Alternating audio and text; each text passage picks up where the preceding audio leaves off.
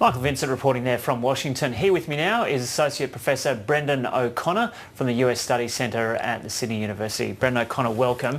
So the US administration has announced this summit to be held next month. It seems there are so many international forums these days where issues like this can be discussed. What can this one achieve? Well, I think it's a sense of doing something. I mean, Obama wasn't at that march in Paris overnight, so I think there's a sense of cooperation is key here, that you've got to know what other states know, you've got to know who's been travelling where. So it's a sense of a kind of joined up government approach, I suppose you'd call it locally, so in more of an international kind of effort on this front. And I think a sense that everyone's to some extent on the same page in terms of foreign fighters are a very bad idea. We don't want these people coming back into countries where they've come from. So it's getting agreements on this, just trading information. I mean, September 11 probably wouldn't have happened in 2001 if the FBI and the CIA had talked to each other. They had probably all the information they needed. It was a lack of communication that let them down. But wouldn't you assume that all those channels of communication are open now and these things had already been established? Well, you'd hope so, but sometimes not. I mean, sometimes there are rivalries, sometimes there are senses that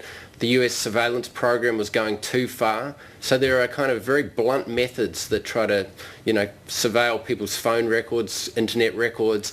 And there's been, I suppose, waves of pushback against that, I think quite rightly at some times. And then waves of saying, look, we need to be more precise. How do we really target the people who have, gone to these places, gone to Yemen, being associated with Al-Qaeda? Let's focus on the right people, not sort of Angela Merkel's phone or whatever it might be. Right.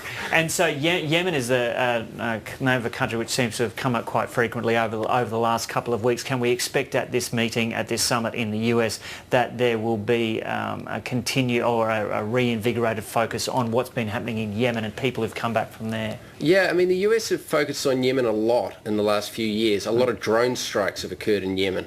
And a lot of people would say, well, that was, too blunt. That's caused more anger than it's solved problems. So this is, I think, the real trick here of not going in with kind of, drones that get the wrong targets, try to get people on these records who have travelled there. So it's that balance between, I think, pretty blunt sort of approaches and pretty precise approaches that the US has struggled with. And they've received a lot of criticism, even from some of their allies, because of, using drones and the like. Yeah. And so how could they refocus on some of those more precise methods? Well, I think that's why a summit's probably a good idea. Get all the right people talking together, get all the security heads together and say, look, where are any problems? Get the information sort of flowing up and down. So I think, Obama's probably pretty aware that this needs to be done in a smart way rather than some of the arguments I think we've had against ISIS have been, pretty blunt.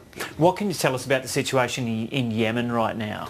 Well, it's just an unstable place. I mean, the sense of, there's a very strong radical force there. I mean, in a much weaker government than, say, Saudi Arabia, where there's a lot of Islamic radicalism in Saudi Arabia, but they're kept under control. Where Yemen, there's much, there was talk of it being divided into two countries, all of this type of thing. So just a much more unstable and easier place for radical groups to have a bit of their own base.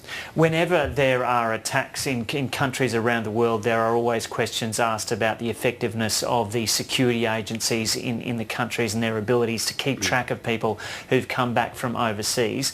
To what degree do you think that is warranted in these incidents that we've seen, and to what extent can security agencies be held to account for this, or is it impossible to track everyone? Yeah, it's a good question. I mean, I think the sense that we want our security agencies to stop these things, we want them to be very smart, we want them to do the right job, but we don't want them to be over the top. We don't want them sort of overdoing it on people's civil liberties. So it's a very fine line.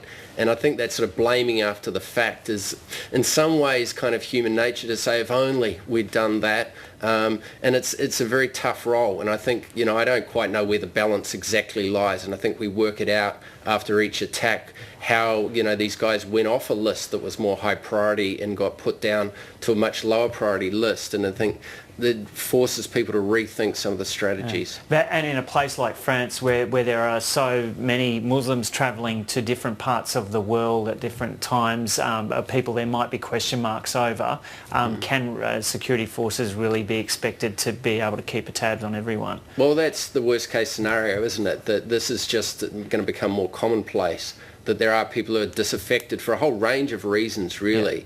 And you can't have, whole populations under surveillance. So you know, that you hopefully there are sensible policies, both talking to those communities where those, you know, young men have come from, building them into a maybe a more inclusive France, and there'll be a lot of tensions to go the other way. I mean, Le Pen, the radical nationalist politician, coming out making, you know, difficult statements and making, I think, life difficult for those communities. So, you know, after all of these attacks, we go through sort of uncomfortable times. Yep.